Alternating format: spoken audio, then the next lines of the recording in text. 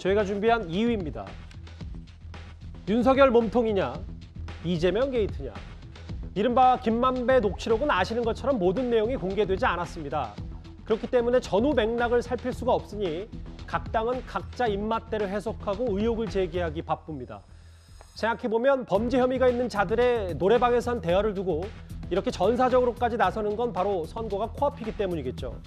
후보들 본인들이 이제 직접 선봉에 섰습니다. 윤석열이 몸통이라고 저는 진짜 100% 확신합니다. 그래서 제가 제안을 하나 한 거예요. 특검하자. 그래가지고 객관적으로 토론하자. 1대1 토론이라도 하자. 특검은 반드시 누가 되든 해서 끝까지 파헤쳐서 책임져야 된다. 저도 26년간 부정부패와 싸워온 사람이기 때문에 저거는 그냥 견적이 딱 나오는 사건입니다. 저런 부정부패, 저것만이 아닙니다. 이런 일들이 굉장히 많이 있었음을 알 수가 있습니다. 어떻게 잘못을 하나만 하겠습니까? 상당한 어떤 조직력이 없으면 되지 않는 건데 이거 한 건만 했겠습니까?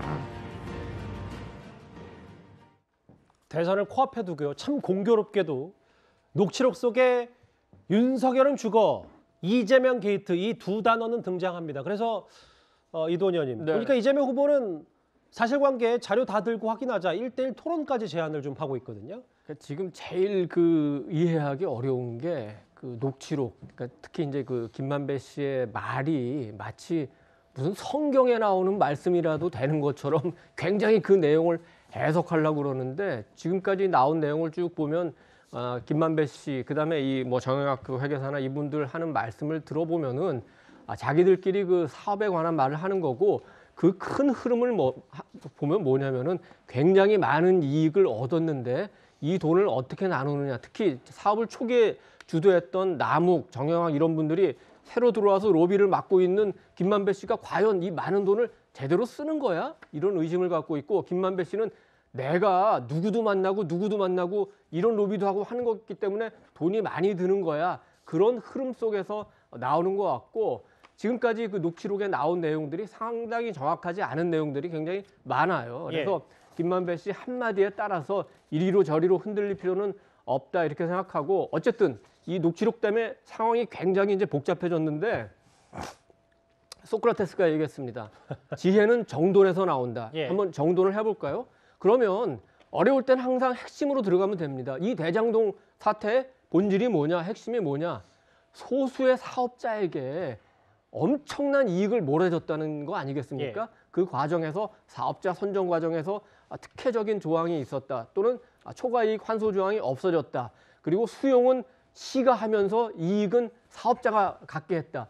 그러면 이런 일이 나타나게 된 책임자가 누구냐? 이걸 지금 따지는 건데 실제로 어떤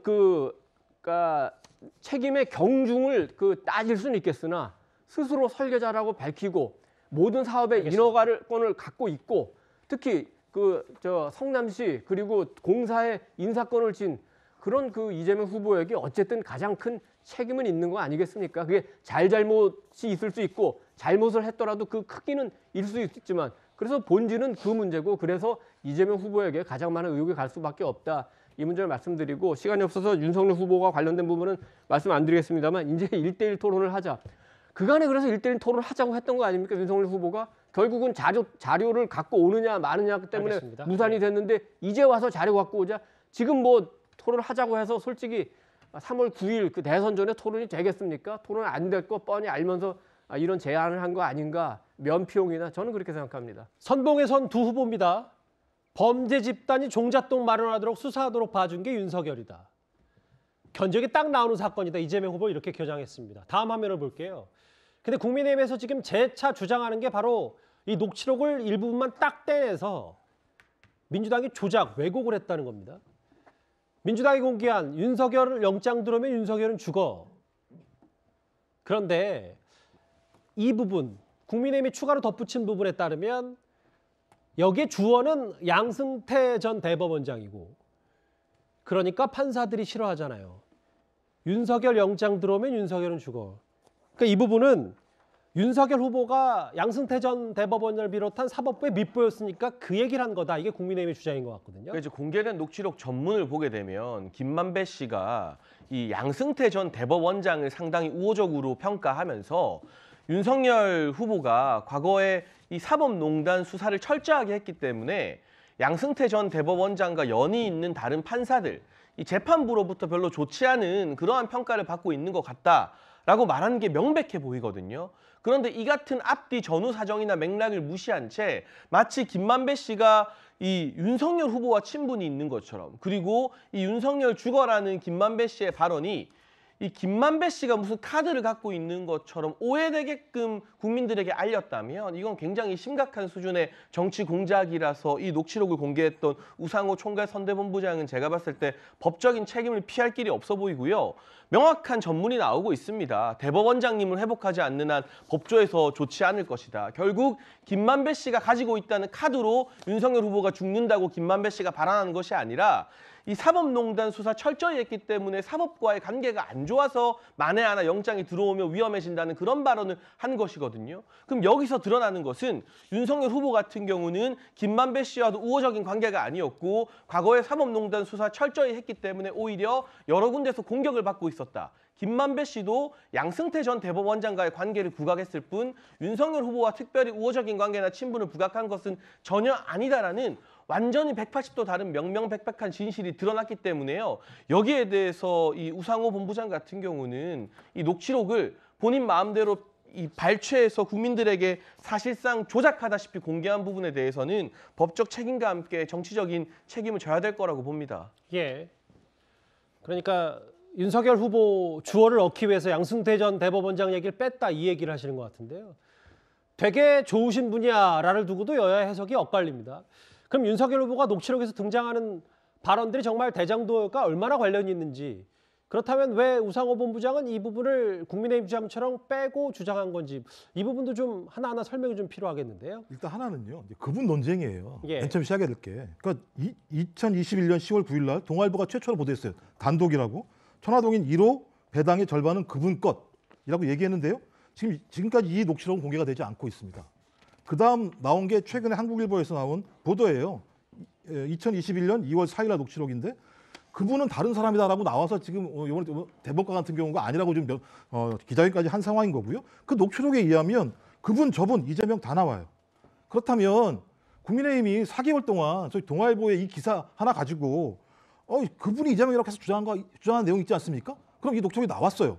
그럼 제가 볼 때는 국민의힘이 반박할 만한 어떤 이 녹취록을 내놓든지 아니면 동아일보가 녹취록을 내놔야 된다는 생각이 드는 것이고 예.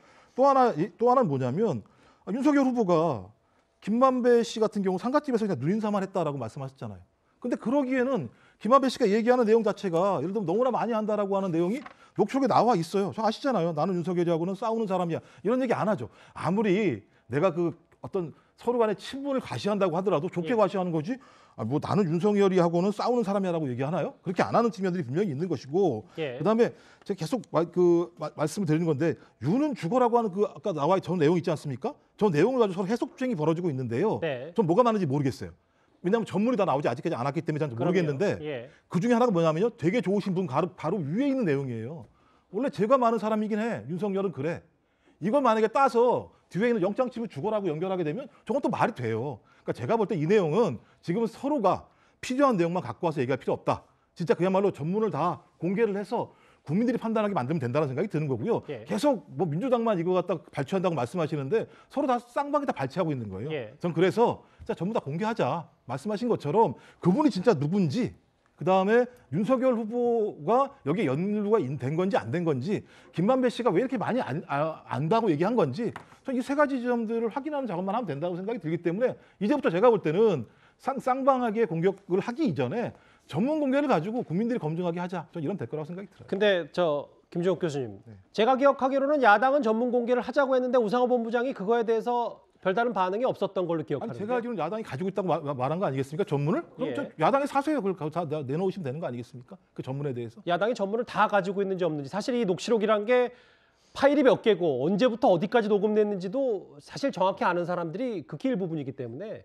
사실 검찰도 그거에 대해서는 입장을 밝힌 적이 따로 없고요. 그러니까 예를 들면 밝힌 적은 있었죠. 한 번은 이정수 서울지검장 같은 경우가 예. 그분은 그분이 아니다, 정치인이 아니다라고 얘기했었고요. 또 하나는 말씀하신 예를 들면 그 천화동인 1호 배당과 관련해서 이게 사실이라고 얘기하면 검찰이 왜 이 문제와 관련해서 명확한 수사 결과를 안 내놓겠어요. 아직까지도 예를 들면 이것이 절반이 그분이라고 하는 부분들에 대해서 알겠습니다. 검찰이 확인을 못하니까 아직까지도 결과를 못 내고 있는 거죠.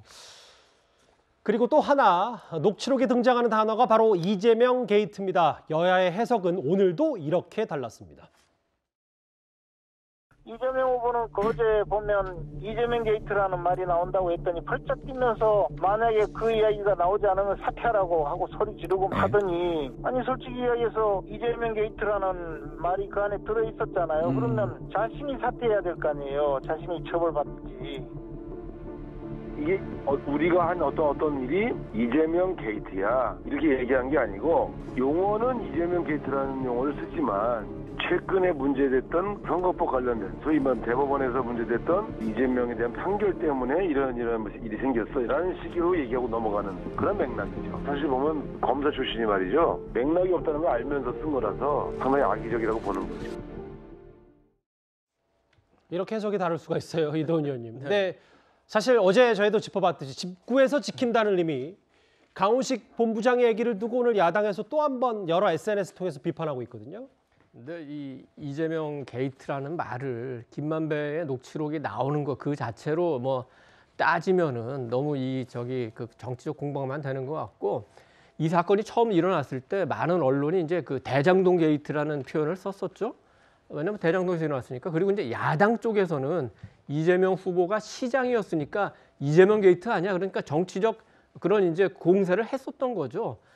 그래서 이미 그 이재명 게이트라는 말이 처음 나오는 건 아니고, 지금 이제 녹취록에 나오는 이재명 게이트는 딱 앞에가 흐려져 있고 뒤에가 흐려져 있어서 정확히 어떤 의미로 말하는지를 지금 뭐 확실히 파악하기는 어렵습니다만, 지금 민주당이 그 주장하는 거는 조금 좀 너무 억지스럽죠. 첫째, 게이트가 아니라 게이트키퍼처럼 이재명이 있었기 때문에 이 사업이 잘 안 된다, 로비가 잘 안 된다 이렇게 해석하는 건 너무 무리고, 또 앞에 재판, 선거법 위반 재판이 있었기 때문에 그거를 얘기하는 거다. 선거법 위반을 갖고 우리가 게이트라고 하지 않습니다. 우리가 일반적으로 게이트라고 하는 거는 굉장히 대형 비리 범죄, 특히 그게 정치와 연관된 그런 비리를 우리가 그 게이트라고 하는 거죠. 그래서 너무 이렇게 여당에서도 이 한마디에 호들갑 떨어서 마치 이거 아니야 그렇게 피하려는 모습이 마치 누구를 몰랐다, 누구는 측근이 아니다 이렇게 하는 것처럼 굉장히 부자연스럽다 이렇게 얘기할 수 있겠습니다. 이수훈 변호사님, 오늘 오후 2시에 현직 대법관으로서는 처음으로 조 대법관이 기자회견을 열었는데 김만배 씨와 일면식도 통화한 적도 없다. 사실 야당에서는 과거에 그분이 이재명 후보인 것처럼 가리켰다. 근데 최근에 여당에서는 조재현 대법관 관련된 보도가 그분으로 나왔다라는 얘기를 했었는데, 조재현 대법관 전혀 아니다. 검찰 필요하면 불러달라고까지 얘기를 하고 있거든요. 저 부분은 이제 사실관계는 수사를 통해서 밝혀져야 될 것 같고요. 녹취록을 보면 김만배 씨가 A 대법관에게 빌라를 주겠다, 또는 빌라에 거주하겠다 이런 얘기 나오거든요. 50억 정도의 빌라에. 그러면 조대현 대법관의 어떤 내용 중에 그 빌라에 절대 거주한 적이 없다, 이 해명이 좀 나왔으면 좋았을 것 같은데 그게 없는 건 좀 아쉬운 부분이 있고요. 실제 이재명 게이트라고 하는 게 문구가 있는데 앞뒤 맥락을 보면 그 내용을 알 수가 없어요. 다만 추정컨대 그 당시에 이재명 후보가 대장동과 관련해서 5,800억의 수익을 환수했다라고 하고 했는데, 그게 이제 검찰이 기소를 했거든요. 이게 거짓말이었다라고. 그런데 결과적으로는 대법원에서 그때 당시에 판결이 이루어집니다. 5,800억을 환수한 게 사실이다. 그래서 이게 허위사실 공표가 아니다라고 하는 판결을 하거든요. 그게 이제 이재명 게이트라는 표현이 나오지 않았나 싶고, 사실적으로 보면 이게 아니라 할지라도 어떻게 김만배 씨가 이재명 후보에게 부정한 청탁을 했다라고 한다면 그걸 자신이 부정한 청탁하고 이재명 게이트라고 할 수 있겠어요? 그때는 대장동 사건 자체가 터지지 않았었기 때문에 저는 이건 전혀 국민의힘의 주장과는 일치하지 않는다 이렇게 생각됩니다. 예, 이도훈님 짧게 부탁드릴게요. 조재현 대법관 기자회견은 굉장히 중요하기 때문에 꼭 짚고 넘어가야 될 것 같습니다. 4가지 얘기를 하고 싶었던 것 같아요. 첫째, 김만배 씨한테 나는 당신을 알지도 못하고 심지어는 통화한 적도 없는데 왜 나를 이 문제에 끌어들였냐. 그 얘기를 하는 거고, 두 번째가 이제 이재명 후보한테 하는 얘기인데 왜 모든 국민이 보는 그 공개된 TV 토론에서 내 이름을 거론해서 내 명예를 그 훼손했느냐. 예. 지금 대선이 벌어지고 있기 때문에 조치를 하지 않겠지만 지금 아마 대선이 끝나면은 지금 조 대법관이 중대하게 명예를 훼손하는 행위에 대해서는 엄정하게 법의 심판을 받아야 된다고 했습니다.